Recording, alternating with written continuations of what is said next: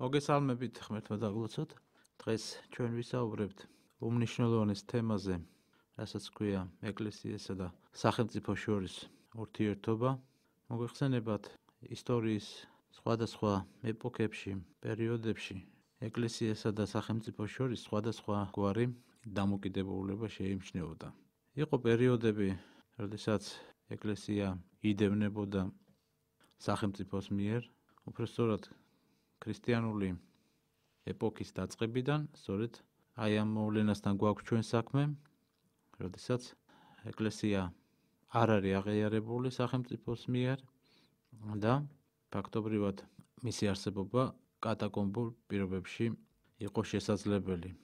იყო მუდმივი დევნა მოციქულებისა, შემდეგ მათი მოწაფეებისა და მთლიანად ეკლესიისა, მრევლისა უამრავი მოწამე ყავს დედა ეკლესიას ამ პერიოდში და მხოლოდ კონსტანტინე დიდის გამეფების პერიოდიდან, როდესაც გამოქვეყნდა ცნობილი მილანის ედიქტი, დაიწყო ეკლესია და სახელმწიფოს შორის ურთიერთობების დალაგების პროცესი.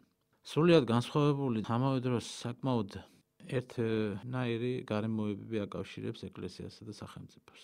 მათ შორის განსხვავება ის გახლავთ, რომ ეკლესია ადამიანის სულიერ სამყაროს აწესრიგებს, ხოლო სახელმწიფო მის გარეგნულ კეთილმოწყობაზე უნდა ზრუნავდეს. ეკლესია მოგეხსენებათ ღვთაებრივი წარმომავლობის დაწესებულება, მისი თავად უფალია ჩვენი იესო ქრისტე და მისი წევრები ყველანი ამ ცოცხალი ორგანიზმის წევრნი ვართ და შესაბამისად მხოლოდ ქრისტეს მეშვეობით ხდება ეკლესიური წესგანგების წარმართვა. მისი სწავლება სრულიად დაფუძნებულია ღვთაებრივ ჭეშმარიტებაზე, რომელიც არასოდეს არ იცვლება. მისი წევრები ერთი სხეულის ნაწილები გახლავართ. ეკლესიის დანიშნულება ადამიანის ცხონებაა. არსებითი ისაა, რომ ადამიანის მიწიერი ცხოვრება განიხილება როგორც მარადიული არსებობის ფრაგმენტი.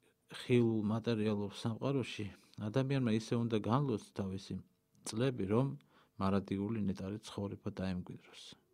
ამისთვის ეხმარება ეკლესია აი ამ სულიერი წინსვლისათვის, სულიერი განწმენდისათვის და ცოდვებისაგან განშორებისათვის, რაც არის მთავარი მიზანი ჩვენი ცხოვრებისა, რომ დავემკვიდროთ სასუფეველი ღვთისა. ხოლო სახელმწიფოს დანიშნულება შემდეგში მდგომარეობს, რომ სახელმწიფო არის ერთობა თავისუფალი მოქალაქეებისა, რომლებიც ერთობლივი ძალისხმევით იცავენ ზნეობრივ კანონებს.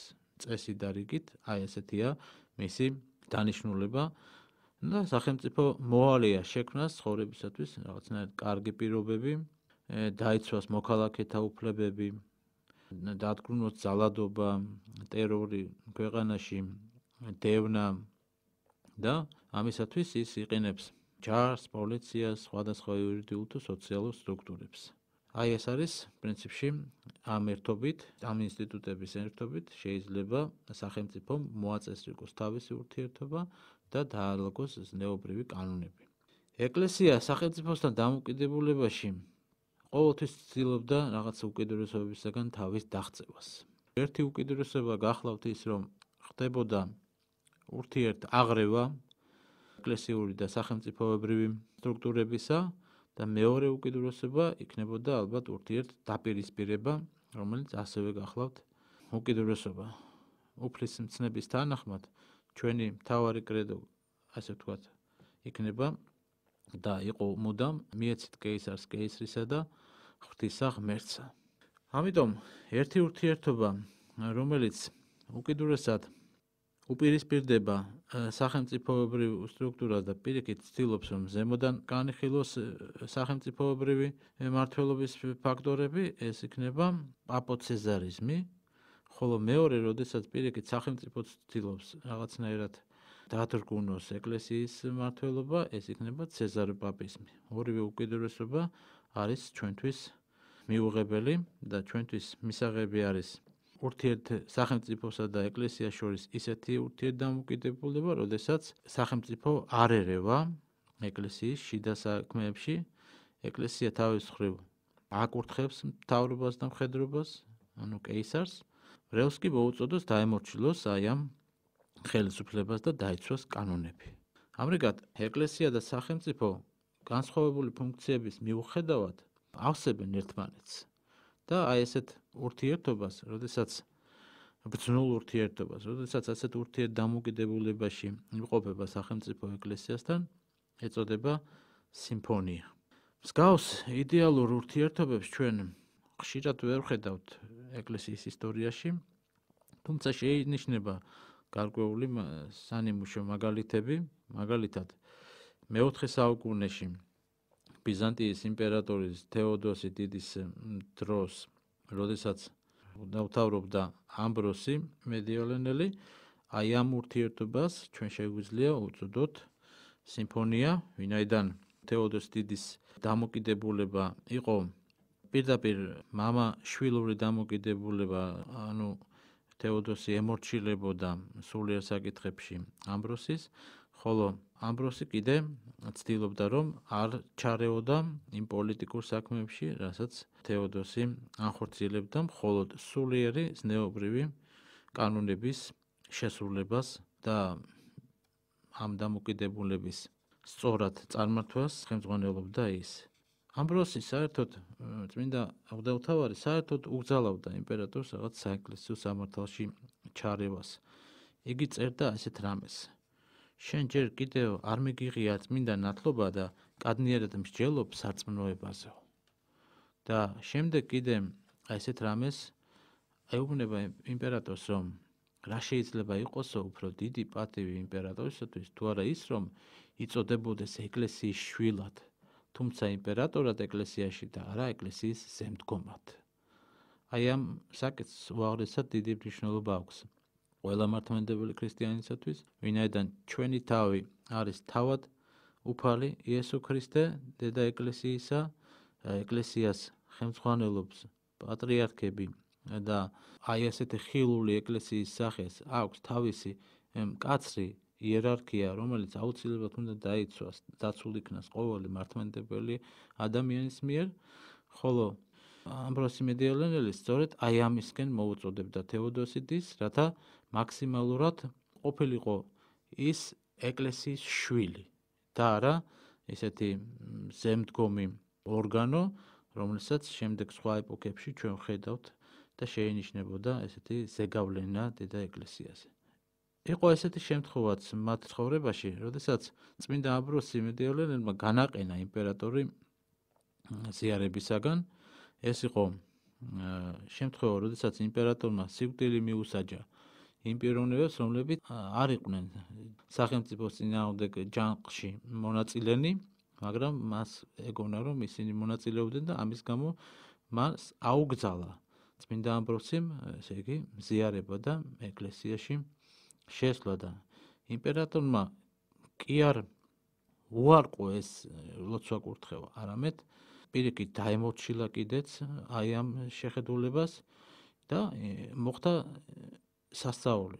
ყველას ევედრებოდა ის, რომ ელოცათ მისთვის, აი ესეთი იყო მისი თეოდოსის შემართება და გამოაცხადა მარხვა იმპერიაში და ეს გააგზავნა წერილები სხვადასხვა კუთხეში იმპერიისა, რომ ელოცათ მისი სულისათვის და ფაქტიურად მოხდა სასწაული იმპერიაში.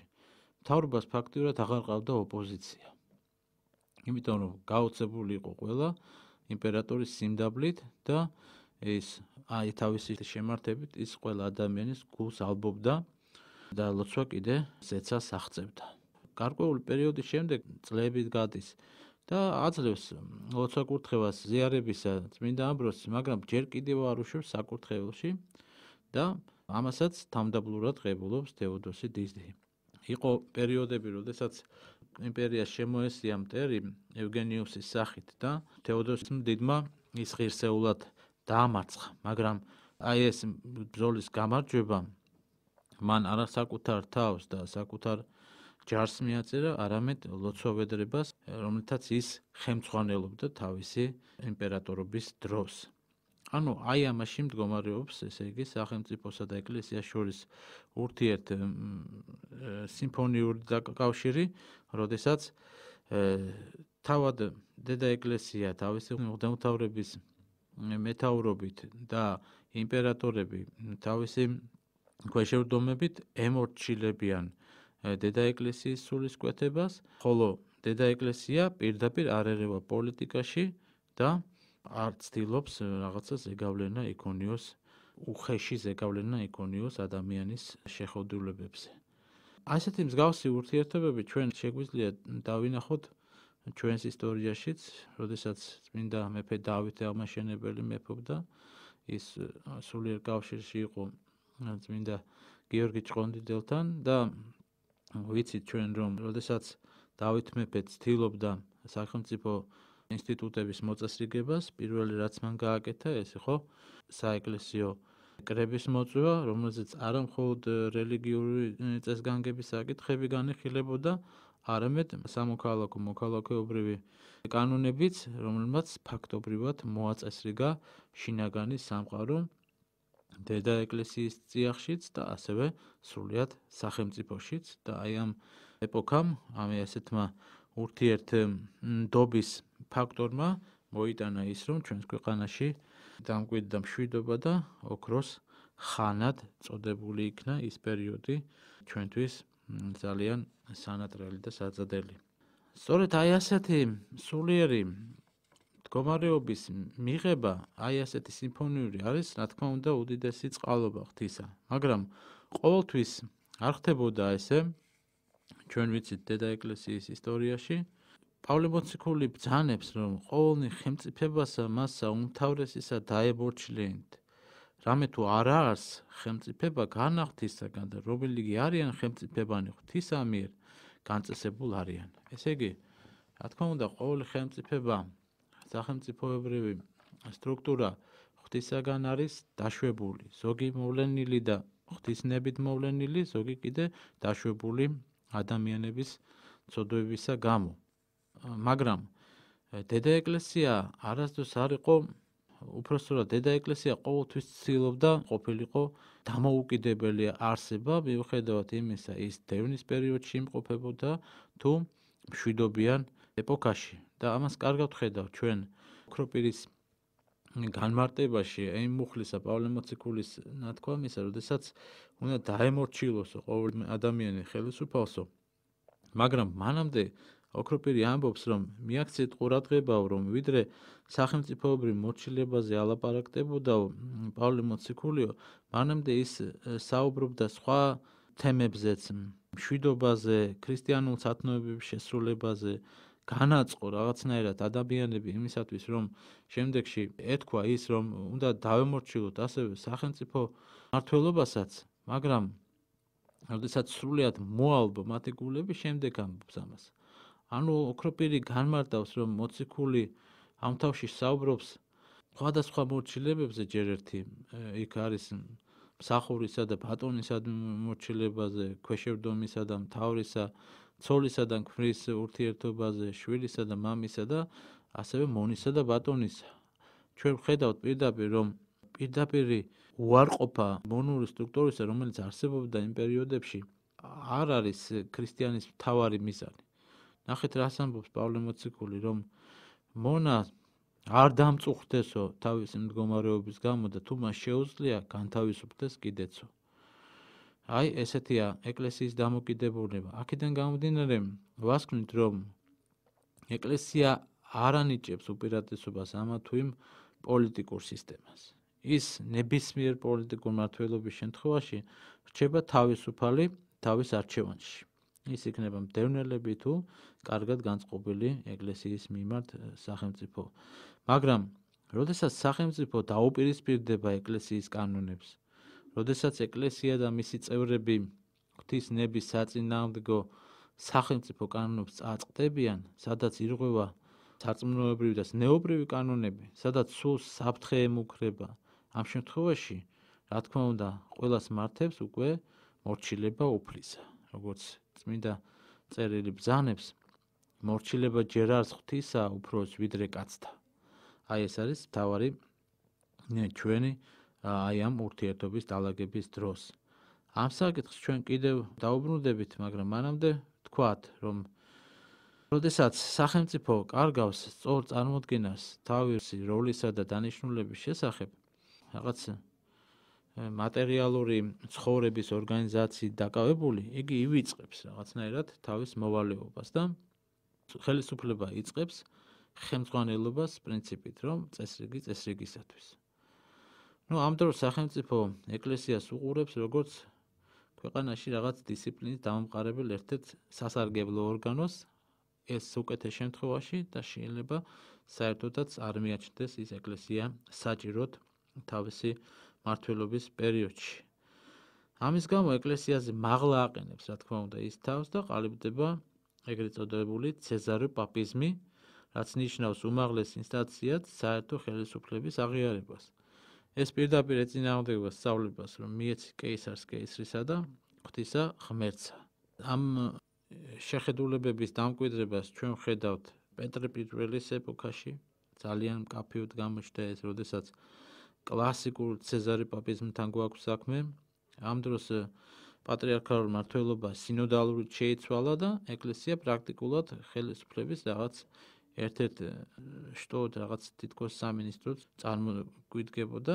სინამდვილეში მას აღარ ჰქონდა ეს ფუნქციები და სახელმწიფო პირდაპირ ერეოდა უხეშად ეკლესიის ცხოვრებაში, ცდილობდა მისთვის წაერთმივა თავისუფლება, ამიტომ მონაწილეობას იგი შიდა საეკლესიო პრობლემების გადაწყვეტაში წყებულობდა და ხედავთ, რომ სახელმწიფომ ფაქტობრივად იმ პერიოდში დაიმორჩილა ეკლესია და ეს რეფორმები, რომელიც პირდაპირ უხეშად არღვევდა სამართლებრივ მხარეს მართლმადიდებელი ეკლესიისა, ფაქტიურად იყო არა ეკლესიის ხელთ, არამედ სახელმწიფოს ხელთ.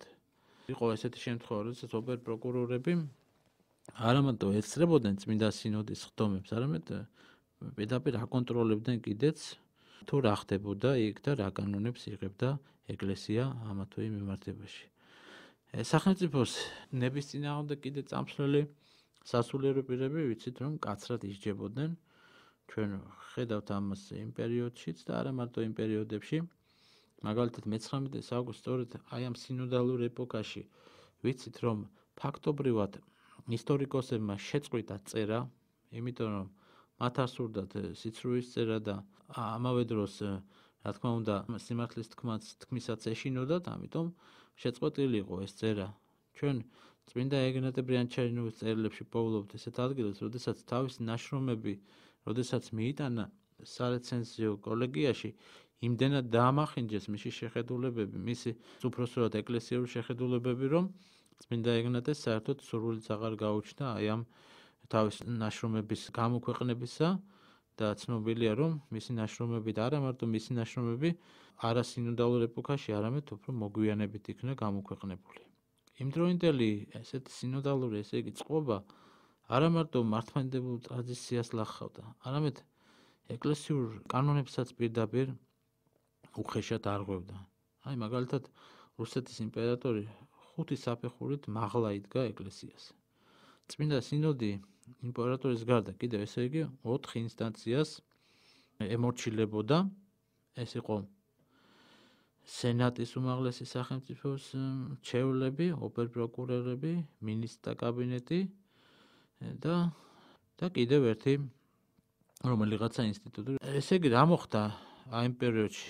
სულიერი დაპყრობის პრეტენზია, ესე იგი განაცხადა თავად იმპერატორმა, ანუ სახელმწიფომ, რომ თითქოს და მას შეუძლია ეკლესიის გარეშე მართოს ქვეყანა, რაც არის აბსოლუტური ანარქიის შემომტანი სულიერ ცხოვრებაში და აი ამ ეპოქამ გააჩინა ის უდიდესი ჭრილობები, რასაც ქვია შემდეგში უკვე დასავლური რელიგიური ფასეულებების შემოჭრა საღვთისმეტყველო საკითხებშიც, პირდაპირ დამკვიდრება პროტესტანტული და კათოლიკური ღვთისმეტყველური შემართებებისა. ამ პერიოდში გაჩნდა ესეთი ტერმინი, რასაც ქვია სქოლასტიკა, ანუ როდესაც უფრო ადამიანურ გონებაზე იყო დაყრდნობილი მათი შეხედულებები, ვიდრე სწორ რელიგიურ და დოგმატურ კანონებზე და აი ამ ურთიერთობას, როგორც მოგახსენეთ, ეწოდება ცეზარო პაპიზმი, ეს არის სამარცხვინო ლაქა საერთოდ რუსეთის ეკლესიის ისტორიაში და არა მარტო მათი, ვინაიდან ეს სულისკვეთება, ეს შემართება შეეხო ჩვენს ეკლესიასაც პირდაპირ, ფაქტობრივად საქართველოს ეკლესია ეს წართმეული ქონდა დამოუკიდებლობა და ეს კარგად ცნობილი ფაქტებია, როდესაც რუსეთის ოპერპროკურორები და ნიშნავდნენ რუს ზემდგომებს პირდაპირ ეკლესიის მართვა-გამგეობისა და ეს იწვევდა მთლიანად ეკლესიიდან მრევლის გასვლას, მთლიანად ეკლესიის გაცარიელებას და ამავე დროს რუსეთის რაღაცა რუსოფილური პოლიტიკის დამკვიდრებამ, რომელსაც შემდეგ დიდი ხნის შემდეგ და მოეღო ბოლო და საქართველოს ეკლესიამ მოიპოვა დამოუკიდებლობა, ეს უკვე მე-20 საუკუნის დასაწყისში. ეხლა მეორე უკიდურესობა, როდესაც ეკლესია აჭარბებს თავის პრეროგატივას და რაკეთ ზემოთქმობს ის ადამიანის სულზე, მას კიდევ უფრო მეტი სურვილი უჩნდება, რათა უხელმძღვანელოს არა მარტო სულიერ მხარეს, არამედ მატერიალურსაც და იგი ცდილობს რაღაცა მაქსიმალურად მიითვისოს ის სახელმწიფო ფუნქციები. რადგან აი ასეთ სულისკვეთებას ეწოდება პაპო ცეზარიზმი. როდესაც საეკლესიო ხელისუფლება საეროზე მაღლა დააყენეს და ასეთ ამ ვითარების არაერთ ნიმუშს ხედავთ ჩვენ ეკლესიის და სახელმწიფოებრივ სხვადასხვა ისტორიულ პერიოდებში და განსაკუთრებულად ეს გამოჩნდა რომაულ კათოლიციზმში, როდესაც რომის პაპები არა მხოლოდ ღვთაებმთავრობდნენ ეკლესიას, არამედ პირიქით განაცხადეს უდიდესი პრეტენზია სრულიად ემართათ სახელმწიფო სტრუქტურებიც, მათ ჰქონდათ ასევე ფაქტიურად სასულიერო პირებს, იეზუიტებს ორდენები, რომლებიც პირდაპირ იყო მძლავრი საიდუმლო პოლიტიკური ორგანიზაციები რაღაც კათოლიკურ ეკლესიაში, რომლებიც პირდაპირ იყვნენ დაკავშირებული ესეთი საქმეებით, როგორც არის შპიონაჟი მაგალითად და ვიცით რომ სასულიერო პირები ახორციელებდნენ ინკვიზიციებს, ანუ დასჯის ფორმა, რომელიც ყოვლად მიუღებელია როგორც ეკლესიისათვის, როგორც ღვთაებრივი ორგანიზმისათვის, ჩვენ ხედავთ აი ამ ფუნქციას ასრულებდა სასულიერო პირები, ანუ სისხლის სამართლის საქმეებსაც განიხილავდნენ ისინი და ისჯებოდა ადამიანი ხშირ შემთხვევაში, რა თქმა უნდა, აბსოლუტურად უდანაშაულო ადამიანები იმის გამო, რომ არ იყვნენ პაპისტები, არ იყვნენ აი ამ შეხედულების მატარებლები. კიდევ ერთი საკითხი უთუოდ უნდა ითქვას, კერძოდ ის, რომ როდის არ უნდა დაემორჩილოს, ესე იგი, ეკლესია ხელისუფლებას. იქ სადაც ირღვევა ეს სარწმუნოებრივი საკითხები, ყოველთვის და ყველაფერში, რამდენადაც შესაძლებელია, უნდა უარყოთ ჩვენ, აი ეს ჩვენ ყველანაირად უნდა ვეცადოთ, რომ შევინარჩუნოთ ჩვენი სულიერი სწორი სულიერი ხედვა და ჩვენი ზნეობრივი და დოგმატური კანონები.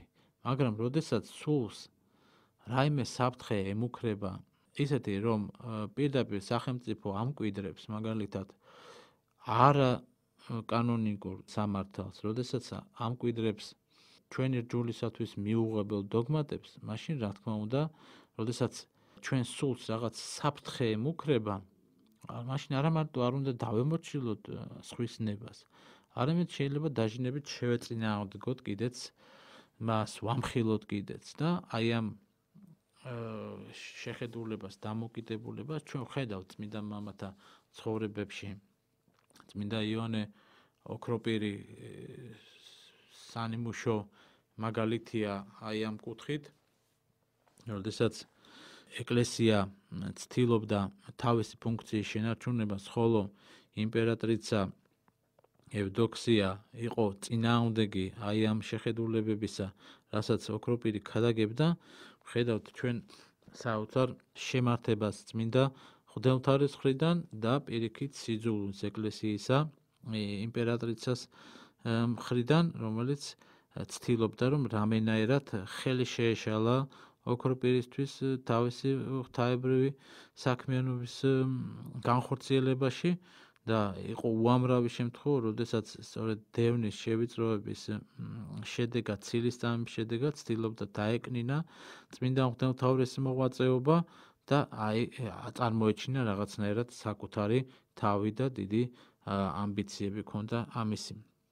იქამდეც კი მივიდა, რომ გააკეთებინა ძეგლი, თავისი ძეგლი და დადგა სწორედ იქ მოედანზე, სადაც ეკლესიასთან გვერდით და იქ გამართა მან რაღაცნაირი ზეიმი, სიმღერები, რაღაც აღვირახსნილი რაღაც შეძახილები, რაც პირდაპირ უშლიდა ოქროპირს და მთლიანად ეკლესიას ხელს და იქამდე მივიდა, რომ საერთოდ როკვასაც იწყებდნენ ეკლესიის გვერდით და მთლიანად არღვევდნენ საეკლესიო ღვთისმსახურებას და მაშინ წმინდა მღვდელთარონმა ხმამაღლა იქადაგა ცნობილი სიტყვებით, რომ იქედნეთა მოდგმაო ყოველ ჟამს ბატონობს და იზაბელს დარჩა შთამომავალიო, ჰეროდიადაც აქ არის, ჰეროდიადა კვლავაც როგავსო. ივანეს თავს ითხოვს და მას მიართვევენ ივანეს თავს, რადგანაც როგავს იგიო.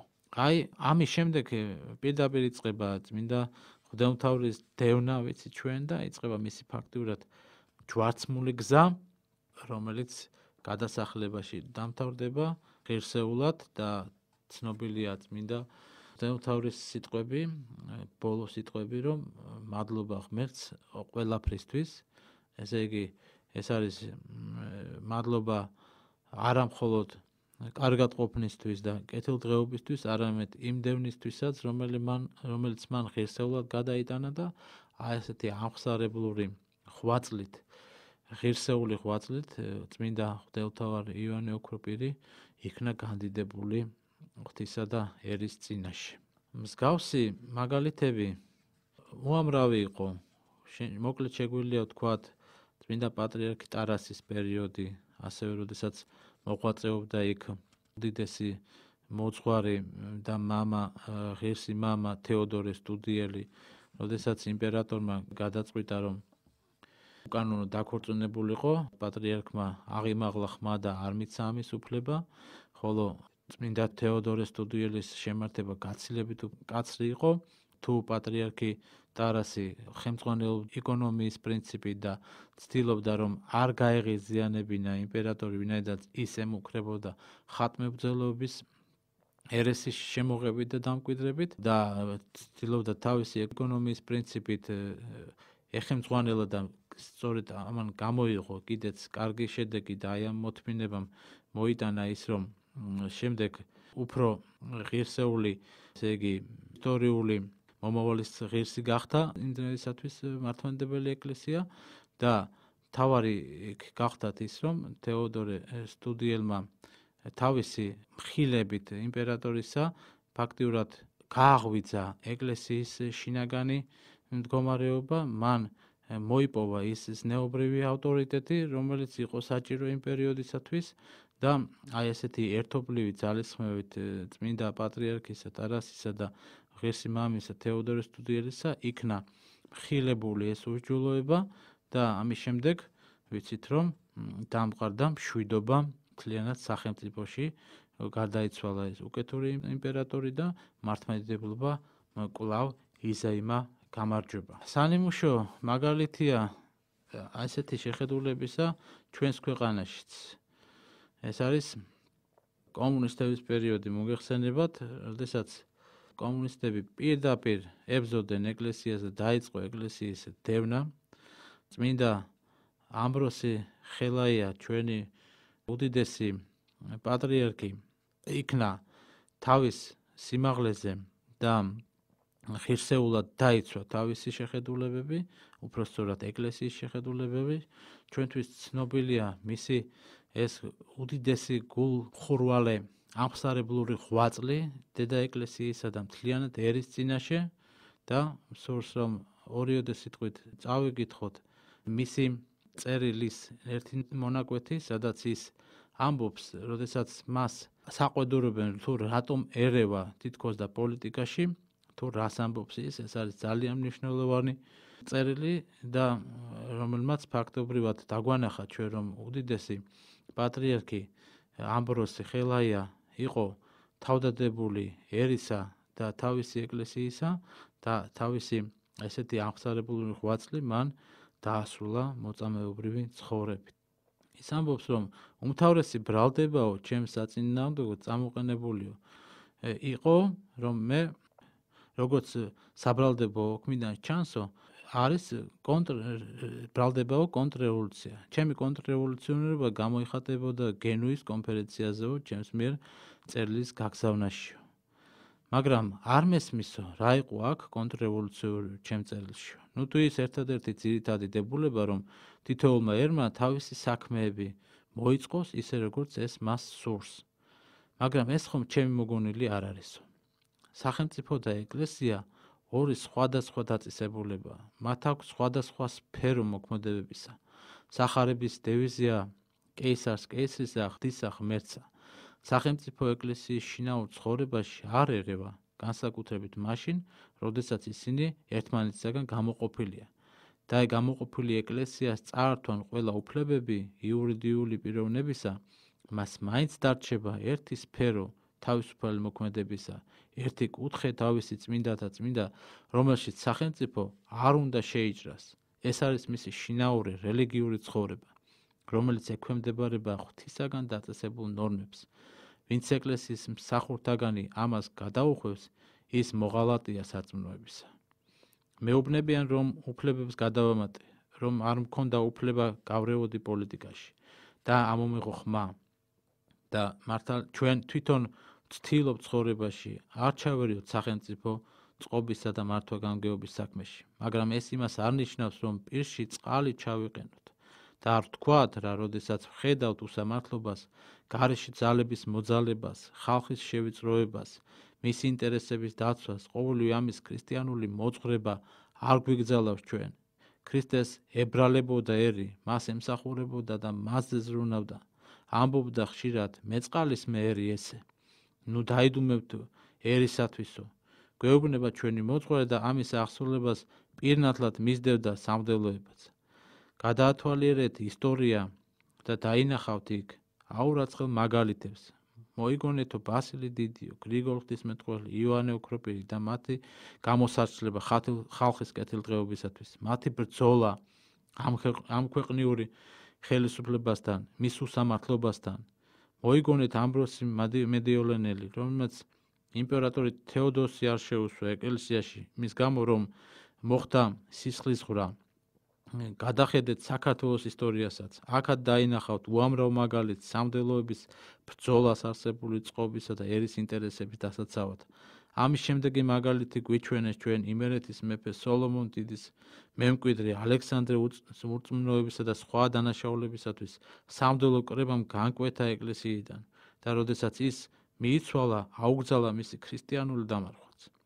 თვალცლებლიანი მეფე სოლომონი დიდის მუდარემ თხოვნამც კი ვერ გაჭრა, ვერ შეაშინა მღვდელმთავართა კრებული.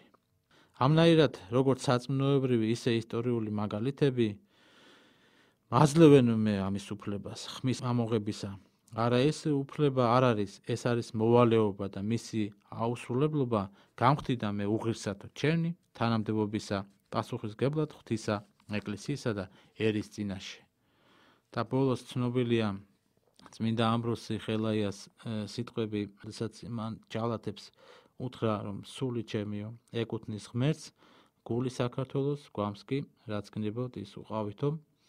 აი ეს არის ღირსეული დასასრული, რომელსაც ესე უნდა ნატრობდეს ყოველი მართლმადიდებელი ქრისტიანი და ჩვენი სათქმელი სახელმწიფოსა და ეკლესიას შორის ურთიერთობასთან დაკავშირებით. სწორედ გვინდა დავასრულოთ, დავინახოთ, რომ ეკლესია მიუხედავად თავისი პოზიციისა სახელმწიფოსთან მიმართებაში, ის ყოველთვის რჩება დამოუკიდებელი არსება, მისთვის უცხოა ყოველგვარი ზეწოლა ადამიანის სულზე, მისთვის მიუღებელია ძალადობა, მიუღებელია ტერორი, მიუღებელია ზედგომა სახელმწიფო სტრუქტურებზე, ასევე მიუღებელია მისი უშუალო დაქვემდებარება სახელმწიფო სტრუქტურებისა, როგორც ეს იყო პეტრე პირველის დროს და როგორც ამის მცდელობა მავანც ჰქონდა არაერთგზის კაცობრიობის ისტორიაში.